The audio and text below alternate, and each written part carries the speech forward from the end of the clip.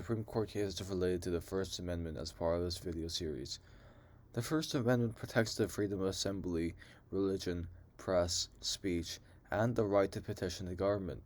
Two clauses to note are the Free Exercise Clause and the Establishment Clause, which prevent the government from establishing a norm for religion or interfering in the free exercise of a faith. The first case related to the First Amendment is Engel v. Vitale, which happened in 1962. The context is that a short but voluntary prayer was authorized to be recited every morning in public schools. In the end, the court found the prayer to be unconstitutional even though it was voluntary and did not adhere to a specific religion. The court found that having a religious activity occur in a public school funded by the government would go against the Establishment Clause. Essentially, government sponsorship or establishment of religious activities equals a violation of the First Amendment. The second case is Wisconsin v. Yoder, which took place in 1972. The context is that Amish parents who pulled their children out of the education system after the 8th grade for religious reasons were fined by the state of Wisconsin, which required high school students to attend school until 16. In the end, the Supreme Court sided with the Amish, claiming that the state did in fact violate the Amish's right to exercise their religion.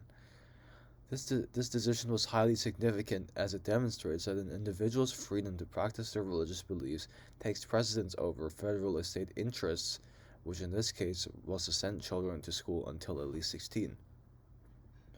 The third case is Tinker v. Des Moines, which happened in 1969. Before the case, a group of students wore black armbands to school in order to protest against the Vietnam War, despite warnings from administration.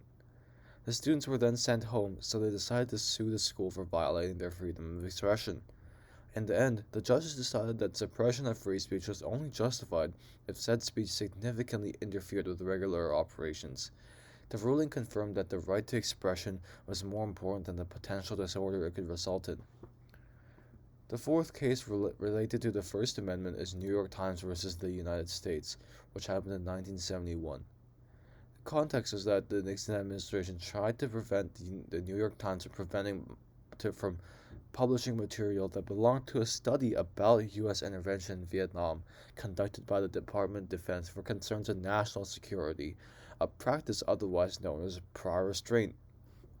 In the end, the judges decided in a 6-3 vote that the act of trying to prevent the publication of classified documents for the sake of national security, or any other forms of prior restraint, for that matter, was unconstitutional, therefore bolstering the freedom of the press. The final case related to the First Amendment is Schenck versus United States, which took place in 1919 during World War I. In summary, a pair of socialists distributed leaflets asserting that the draft violated the 13th Amendment, which protects against involuntary servitude. Essentially, they were arguing for people to dodge the draft and were subsequently charged with the Espionage Act of 1917. In the end, the Supreme Court decided that the Espionage Act was not a violation of the First Amendment and was an appropriate use of Congress's wartime authority. This case significantly limited the First Amendment, setting the precedent that the freedom of speech clause does not allow for advocacy of unlawful behavior.